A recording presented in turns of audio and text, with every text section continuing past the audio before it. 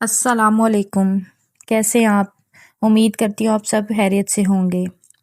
आज मैं आपको अपनी दोपहर से लेकर रात तक की रूटीन जो है वो दिखाने लगी हूँ। साथ मैं चाहूँगी कि आपके लिए इस वीडियो से कुछ फ़ायदे भी निकलें, चाहे वो कोई टिप हो या मोटिवेशनल कोई भी बात हो। क्योंकि रूटीन तो सबकी होती है, फ़र्क सिर्फ़ ये है कि हम इसमें खुशी कैसे निकालते हैं। तो यहाँ पे जिस सब्जियाँ आई थी, आज सुबह मंडी से सब्जियाँ आई थी तो सबको मैं इधर बास्केट में ऑर्गेनाइज कर रही थी, क्योंकि अगर शॉपर में पड़ी रहती ना तो उन्होंने गल सड़ जाना था। ऐसे सामने होंगी साफ सुथरी धो धा के तो इनको रख दें फ्रिज में ना, तो इससे जो है वो गलेंगी भी नहीं। अब दोपहर का टाइम था, सफाई वगैरह करके फारिग हो गई थी तो मैंने सोचा अपनी सब्जियां जो है वो ऑर्गेनाइज कर लूँ ना। सब्जियां जो है खरीद कर फ़ौरन साफ़ करने के बजाय ना इनको थोड़ा सा ना हवा लगा के ना खुश कर लें। इससे फ्रिज में लंबे अरसे तक ताज़ा रहती है ना। अगर गीली गीली रख देंगे तो वो सारी जो है ना गल सड़ जाएंगी। तो यहाँ पे सारी मैंने बास्केट में डाल के फ्रिज में रख दी थी।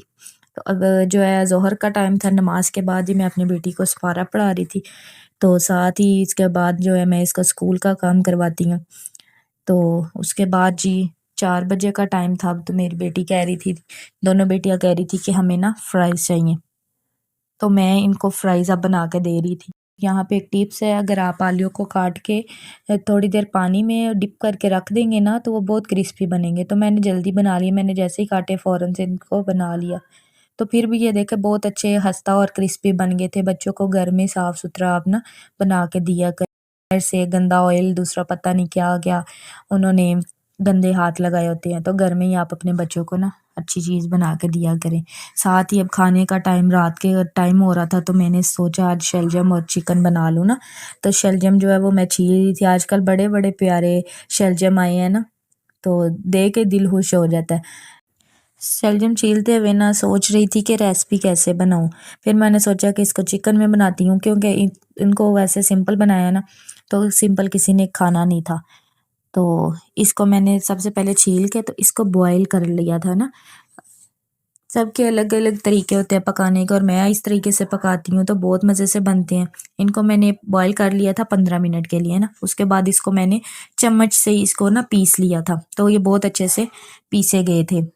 खड़े खड़े ना वो फिर उनको निकाल निकाल के फेंकते, तो ऐसे जो है ना वो बहुत अच्छे से हो गए थे। यहाँ पे मैं टमाटर सारी तैयारी जो है ना वो मैं पहले कर लेती हूँ, फिर बाद में जो है ना वो भाग दौड़ नहीं लगती ना। तो यहाँ पे मैंने टमाटर, हरी मिर्ची, प्याज, अदरक, लहसुन तो वैसे मैंने पीस के रखा हुआ है, तो ये सब कुछ मैं निकाल के पहले से रख रहती हूँ ना। तो यहाँ पे प्याज भी मैं छील रही थी। तो बेटियां मेरी बाहर जो है वो कभी शोर कर रही थी, अभी टीवी देख रही थी, तो साथ फ्राइज़ जो है वो इंजॉय कर रही थी। तो मैंने सोचा साथ जल्दी से ना मैं अपनी ना खाना भी रेडी कर लूँ ना। शलजम जो है ना वो सर्दियों में अपना ही मज़ा देते हैं। जब से सर्दियाँ आई थी मैं भी पहली दफ़ा बना रही थी। तो साथ जो है ना साथ साथ ही आप चीज़ें जो है ना वो समेटती जाया करें। अगर आप एकदम से सब कुछ इकट्ठा कर लेंगी तो फिर बाद में जो है ना वो एक टाइम लगेगा, दूसरा मुश्किल बहुत होगी, आप थक जाएंगे। तो जो जो चीज़ें सामान होता है ना साथ ही काउंटर वगैरह को भी साफ़ कर लिया करें। यहाँ पे देखें जी, मैं साथ ही जो है नमक, मिर्च, हल्दी, काली मिर्च और सूखा धनिया जो है ना पिसा हुआ, मैं घर में इसको साफ़ सुथरा करके तो पीसती हूँ। मैंने बाज़ार से कभी पिसा हुआ नहीं खरीदा। तो ये सारा कुछ मैंने निकाल के साथ ही जो है वो रख लिया था, क्योंकि फिर बाद में एकदम से जब मैंने निकालना था ना तो कभी जो खाना है वो जल जाता है, कभी कुछ हो जाता है, तो साथ ही मैं सब कुछ ये निकाल के रख लेती हूँ।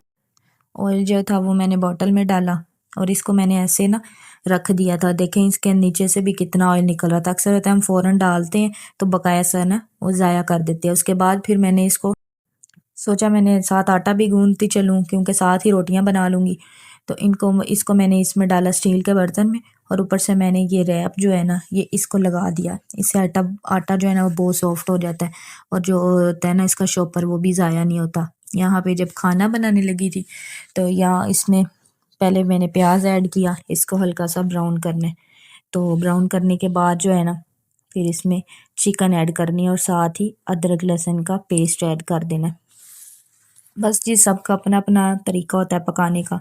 तो मेरा तरीका जो है वो ये है जो मैं आपके साथ शेयर कर रही हूँ। ख़वातीन अक्सर सोचती हैं ना कि हम कभी हास नहीं कर रही, लेकिन हकीकत ये है कि घर को चलाना सबसे बड़ा फ़न है।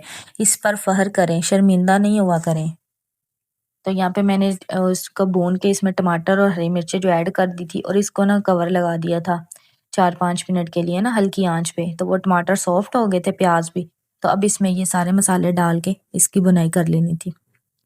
इसकी थोड़ी-सी बुनाई करने के बाद इसको फिर मैंने थोड़ा-सा ढक्कन लगा दिया था 5 मिनट में। 5 मिनट के बाद फिर मैंने इसमें शलजम ऐड कर दिए और उसकी बुनाई करके उसमें 1 गिलास पानी डाल दिया ना। तो साथ ही मैंने जो इसको हल्की आंच पे रख दिया, चिकन भी गल गया था, ये भी बहुत अच्छे से हो गए थे। साथ ही मैंने गरम मसाला और हरा धनिया डाल के इसको भून लिया था। तो ये मेरा खाना जो है वो रेडी हो गया था। तो दिन जो गुज़रता है ना बस हमें पता नहीं चलता। तो जो दिन में जो भी काम होते हैं आप शुक्र अल्हम्दुलिल्लाह करके खुशी से किया करें। तो वो काम जो है ना वो इबादत बन जाएँगे, करने में भी खुशी होगी। तो यहाँ पे जी शाम का टाइम था तो अब मैं रोटी डाल रही थी।